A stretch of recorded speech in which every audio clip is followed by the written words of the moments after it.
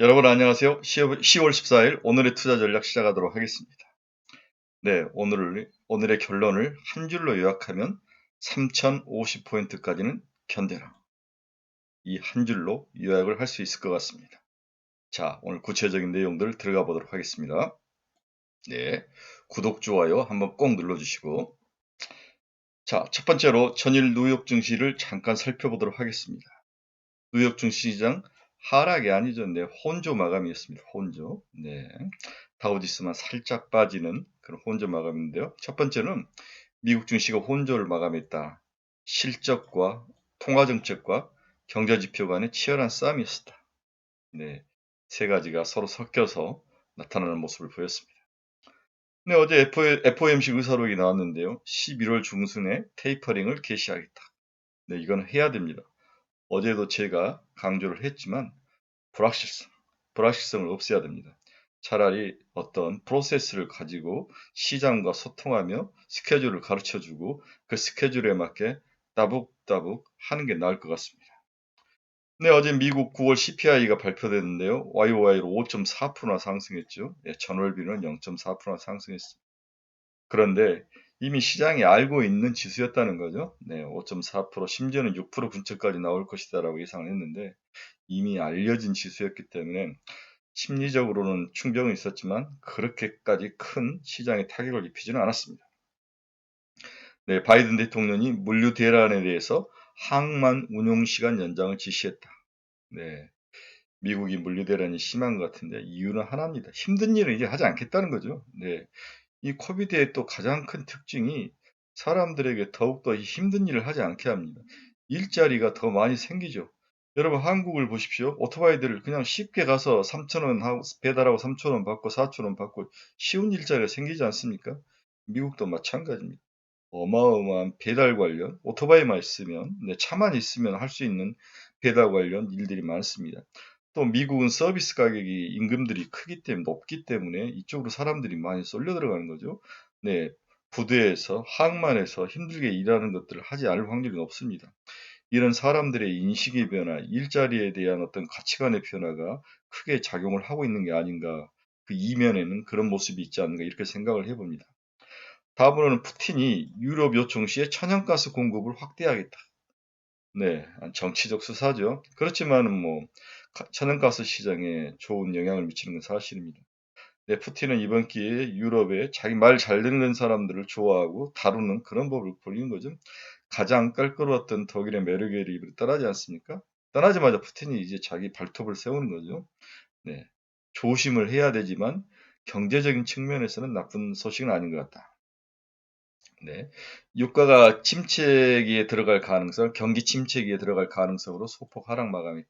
네. 유가 상승에 올라가다가 이렇게 경기가 안 좋을 때는 오히려 좀 하락할 수 있는, 소비가 둔감할 수 있는 그런 것과 서로 옵셋이 되면서 유가가 하락을 했습니다. 오늘 유가가 하락하면서 네, 국채금리 2년물은 상승했으나 10년물은 또 하락하는 그런 모습 보이죠. 2년 단기는 시장의 어떤 금융정책, 통화정책을 말하는 거고 10년물은 우리의 이제 경기를 말하는 거죠. 네, 경기가 안 좋죠. 네. 금리 하락으로 기술주의 반등이 있었다. 네, 다행히 기술주들이 오늘 올라왔습니다. 애플을 제외하고요. 네, 반도체 칩 부족으로 공급에 생산에 또 문제가 있던 애플을 제외하고 나머지들은 조금씩 조금씩 올랐습니다. 우리의 테슬라도 800달러를 넘어서 오늘도 상승했죠. 네, 또 독특하게 금값이 1765달러 수준까지 상승하죠. 네, 비트코인이 상승하고 먼저 상승하고 다음 실질적인 인플레이션 효과가 있는 금이 상승하는 그런 모습을 보입니다. 인플레이션 해지 수단으로. 네, 미국 시장은 다행이다, 나쁘지는 않다. 이런 면이 오늘 우리 한국 시장에 긍정적인 요인으로 작용할 거로 저는 그렇게 생각을 합니다. 네, 오늘은 좀 더 깊은 이야기는 반등의 가능성은 없는가? 우리가 너무 이제 경기를 나쁘게만 보고 힘들다, 모든 악재들만을 막 반영해서 우울한 그러한 모습들인데요. SK증권 리포트가 나와서 우연치 읽어봤는데 논리가 저랑 굉장히 동의한 면이 있어서 제가 잠깐 소개하고 제 논리를 살짝 없는 수준의 이야기를 해드리겠습니다. 재고가 부족하다.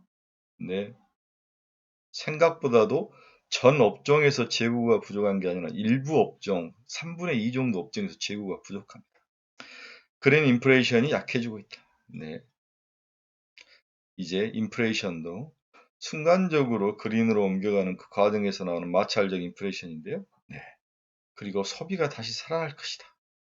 저는 이 세 가지에 대해서 굉장히 많은 고민을 하고 있었는데 SK증권에서 이 부분을 좀 클리어하게 이야기를 해주고 있습니다. 한번 같이 살펴보도록 하겠습니다. 기업들의 재고가 부족하다. 미국이든 한국이든 제조업 재고율은 비정상적으로 낮습니다. 네, 기업이 재고율이 낮으면 일정 재고율을 유지해야 되기 때문에 생산을 늘릴 수밖에 없죠. 이건 경제의 좋은 모습입니다. 소비가 증가해서 재고가 낮아지고 그 재고를 채우기 위해서 선순환적으로 생산을 늘리는 것은 경제에서 아주 좋은 선순환 구조죠. 네. 최종 수요단에서 구매력이 있다는 점은 공급자들로 하여금 비정상적으로 낮은 재고율 일정 부분을 채우는 작업을 하도록 한다. 그죠? 네. 구매력이 아직도 살아있다. 이것이 리스타킹을 통한 경기 회복으로 예상하는 그런 배경으로 작용을 할 것이다. 이렇게 애널리스트는 이야기를 하고 있습니다. 미국 경우 폭발적인 상품 수요가 있었던 올해 2분기부터는 공급망 차질에 의해서 재고 소진이 더욱 심하게 진행됐습니다. 네, 공급망이 원활하게 돌아가지 않으니까 있었던 재고를 먼저 사용하는 거죠. 이는 ISM 지수 내 세부 지표상 재고 지수를 보면은 잘 관찰이 됩니다. 재고 지수가 굉장히 낮아지죠. ISM 재고 지수에 여러 가지 서브 섹터가 있는데, 네. 한국의 경우 출하, 판매 증가세가 올해 연초 강했던 것 맞물려 재고 소진이 빠르게 진행됐다. 미국보다는 재고율 회복이 더 진행된 상황이지만 그래도 한국도 재고에서 문제가 있다. 그렇습니다. 미국이 가장 심한 것 같고요. 다음에 한국도 문제가 있는 것 같습니다. 결국 현 시점에서 4분기에서 내년 상반기까지 기업들의 리스타킹, 재고 축적에 의한 제조업 가동률 상승을 기대해 볼 수 있다. 그렇습니다. 보통 제조업 리스타킹 사이클은 통상 2, 3개 분기가 걸쳐서 진행이 된답니다. 그러면 3분기부터 재고하면 3분기, 4분기, 내년 1, 2분기 해서 올 4분기에는 재고를 위한 기업들의 리스타킹 노력, 생산이 증가한다면 4분기 실적, 그리고 이것이 내년 경기 전망으로 이어진다면 이젠 바닥을 다 친 게 아닌가. 꼭 우리가 어둡게만 생각해 볼 상황은 아닌 것 같습니다. 자, 다양한 그래프를 한번 살펴보도록 하겠습니다. 미국 제조업들의 재고율은 역대급으로 낮아진 상황이다. 그렇습니다. 그렇죠? 네, 이게 빨간 게 도매 재고율이고, 이 검정 블랙 라인이 소매 재고율인데, 전부 다 역대급으로 낮아져 있습니다. 한국 제조업체의 재고율도 오르고 있으나, 그 수준은 여전히 낮은 상황이죠. 그렇습니다. 미국이 심하고, 한국도 재고율이 그렇게 높지는 않습니다.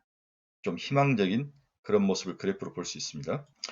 그런데 여러 섹터 중에서 IT는 좀 주의해 볼 필요가 있다. 제조업을 세분화돼서 한번 살펴보면 IT 부분이 다른 산업에 비해서 재고 증가가 꽤 진행이 됐다는 거죠. 그렇죠? 그게 최근에 반도체 분야에서 나타나면서 호재이면서도 반도체 지수가 올라가지 않은 상황인데요. 통상 이런 출하가 먼저 휩쓸고 난 후에 재고를 보충하거나 재고가 쌓이는 현상이 나타나는데 현재 미국의 IT 부분은 재고 축적이 어느 정도 진행된 것처럼 보인다는 점이 부담스럽다. 그렇죠? 한국도 마찬가지입니다. 네, 기업들이 너무 급격하게 반도체가 소진되면서 무서웠던 거죠. 그래서 반도체를 막 사다 재고를 쌓았는데 이제 팔리지가 않으면서 문제가 발생을 한 거죠. 네, 이런 재고를 소진하는데 한 6개월 정도 걸린다고 봅니다. 올 6월 하반기부터 이 문제들이 발생했는데 저는 연말을 기점으로 이것이 서서히 해결될 것이다. 이렇게 보고 있습니다. 네, 두 번째 요인을 한번 또 살펴보도록 하겠습니다. 구매력은 살아있다. 네, 구매력은 아직도 살아있다고 보는 시각이 맞아야 될 것 같습니다. 그린플레이션이 힘이 약해지고 있다. 시각은 실질 소비 증가로 갈 것이다. 그렇죠? 네. 이 부분이 굉장히 중요한 것입니다. 이 코로나가 가져올 또 새로운 어떤 포텐셜, 저는 이 부분이 굉장히 중요하다고 보는데요.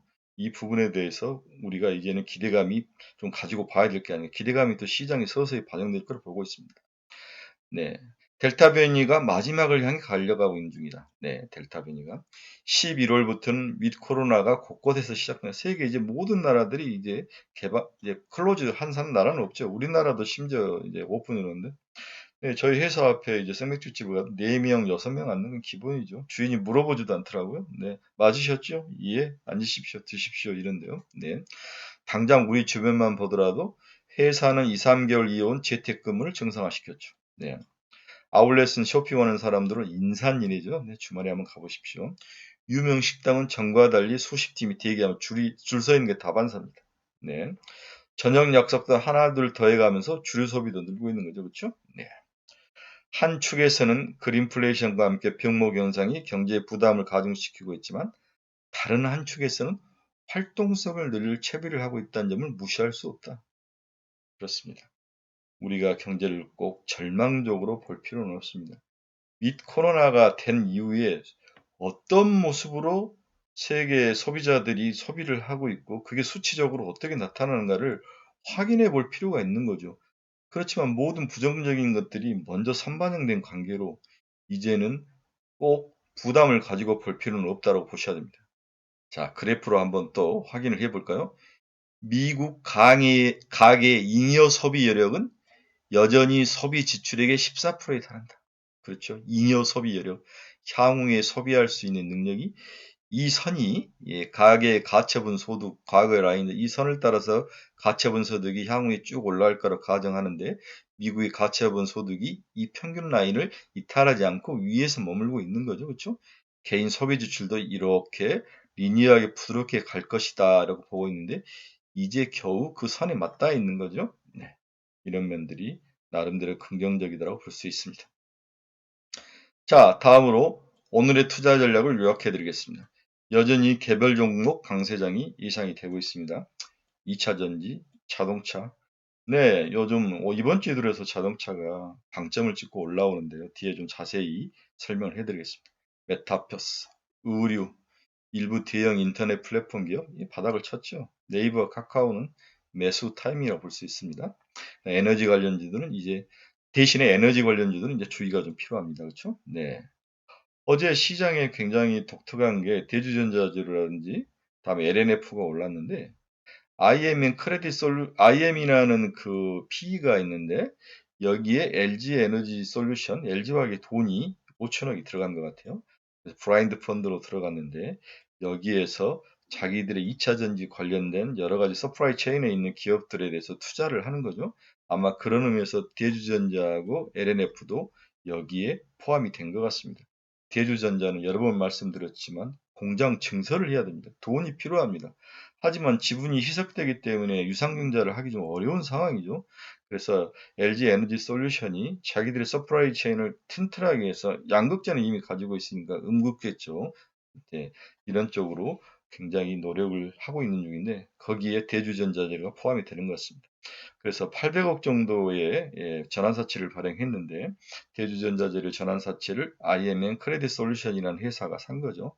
여기 뒷배경에는 LG 에너지 솔루션이 돈이 있다. LG가 돈이 된 거죠. 그렇죠? 네. 최근에 자동차 업종이 이제 관심이 급격하게 올라가고 있는데 물론 뭐 반도체 공급 차질이 해소됐다 뭐 이런 것도 있는데 그 뒷면에는 이게 문제가 해결이 됐을 때 가장 레버리지가 큰 업종이라는 거죠.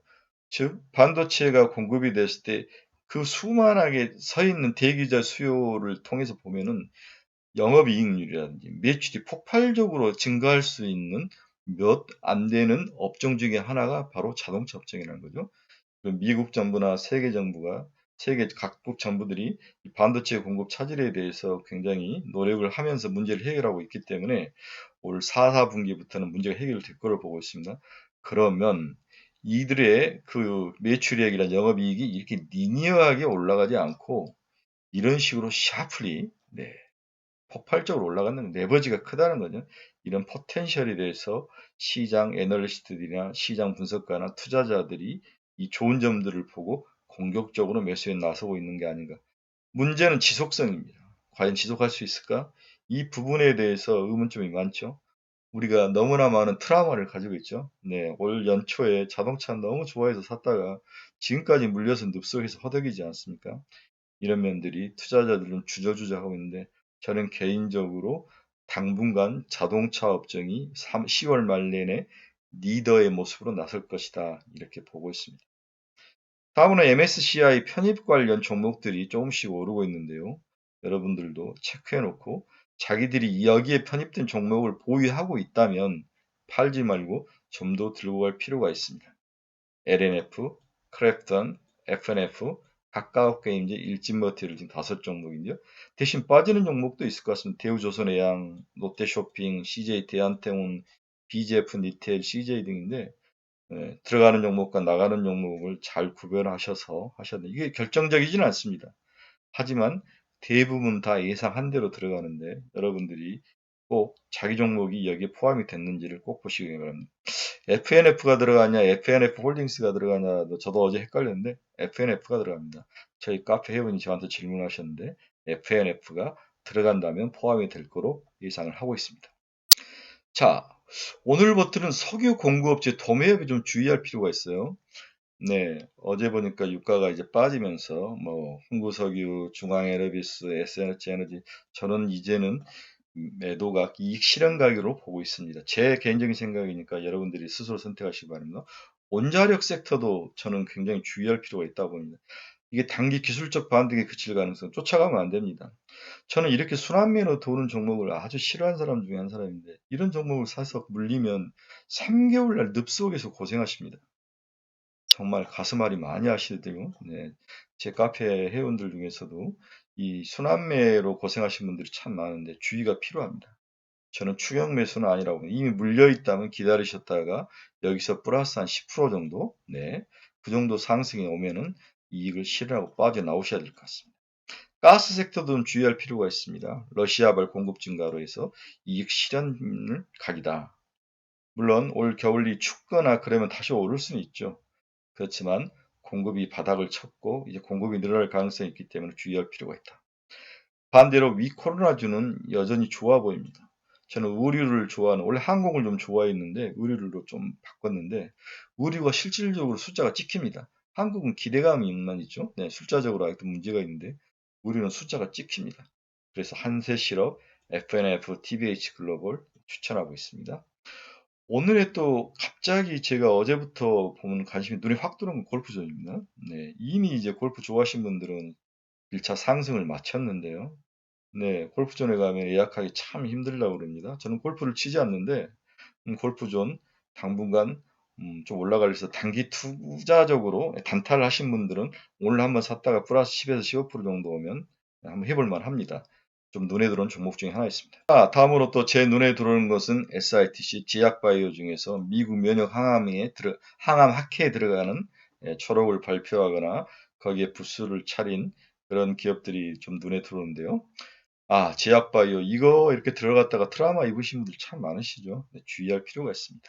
일단 들어가기로 좀 돼 있는 기업들을 보면 참여하는 기업들을 보면 유틸렉스, NK맥스, ST큐브, ABL 바이오, 네오이뮨텍 네, 그런 종목들인데 NK맥스 네, 이 정도는 한번 혹시 내가 제약 바이오에 뭔가 도를 놔야 되겠다 하신 분들은 NK맥스, ABL 바이오 정도 이 두 종목 정도는 관심 있게 보시면 좋지 않을까 그렇게 생각을 합니다. 네, 매드팩터도 당연히 SITC에 가죠. 네, 매드팩터는 정말 우리 애증의 종목이죠. 네, 좋아했던 사람들 들어가서 다 물리는 그런 상황을 많이 맞이했는데요. 저는 이제 매드팩터에 대해서는 사실 확신이 없습니다. 이런 면들 이해를 좀 해주시기 바랍니다. 자, 오늘의 투자 전략을 한번 요약해 보도록 하겠습니다. 최근 2차 전지발 지속 상승은 다소 우회했죠. 좀 쉬어갈 것 같았는데 지속 올라오죠. 하지만 현재 시장에서 성장성과 수익성을 다 가지고 있는 것이 2차 전지뿐인 거죠. 이 타픽이 주가 상승의 동력으로 보였습니다. 이익 실현 물량의 수급에도 문제가 없어서 당분간 추가 상승이 전망되죠. 그렇죠? 네. 2차 전지가 일단은 탑입니다. 저는 코스피 기준으로 3,000선 회복, 그리고 코스닥 기준으로 11,000선 회복이 단기 반등의 1차 목표인데 뭔가 우리가 플래그십이 있어야 돼, 가이드라인이 있어야 견딜 수 있는데 오늘, 내일, 다음 주까지는 이 숫자를 때릴 때까지 일단 기다리셔야 됩니다. 그 다음에 생각하는 거죠. 그렇죠? 네.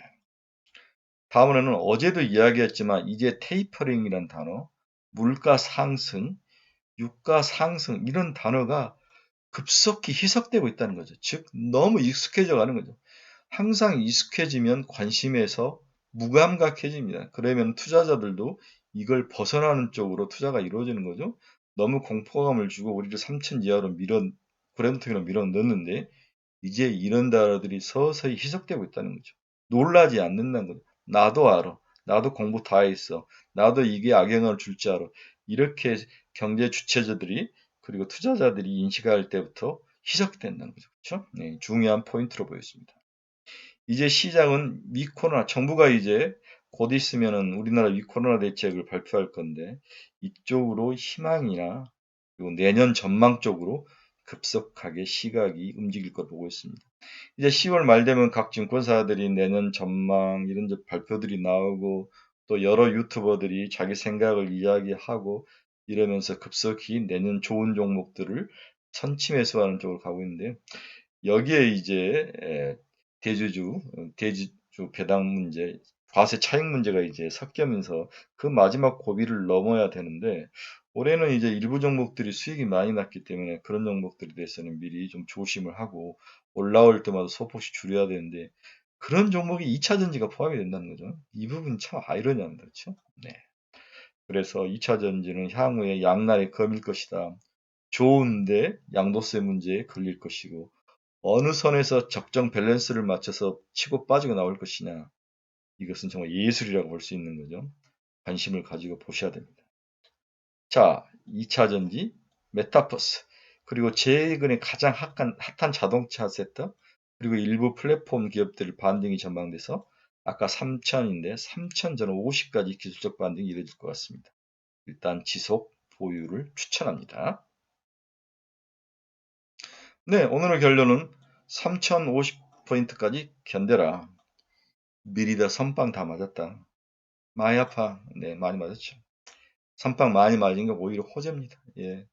이제는 문제들이 하나씩 해결되면서 주가를 기술적 반등으로 이끌어갈 건데 저는 1차 목표를 3050으로 보고 있는 거죠. 그리고 이 3050에 도달한 이후에 그 다음에 또 생각을 하는 거죠. 네, 오늘은 정강일지 후약일지 모르겠는데 오늘은 좀 입꼬리를 좀 달 확률이 있으니까 살 때 너무 아침에 빨리 사지 말고 팔 때는 좀 아침에 올라올 때 빨리 파는 것도 괜찮을 것 같아요. 입꼬리에 조심한 하루, 즐거운 하루, 주말의 시작이죠. 여러분들의 대박을 기원합니다. 여러분 감사합니다.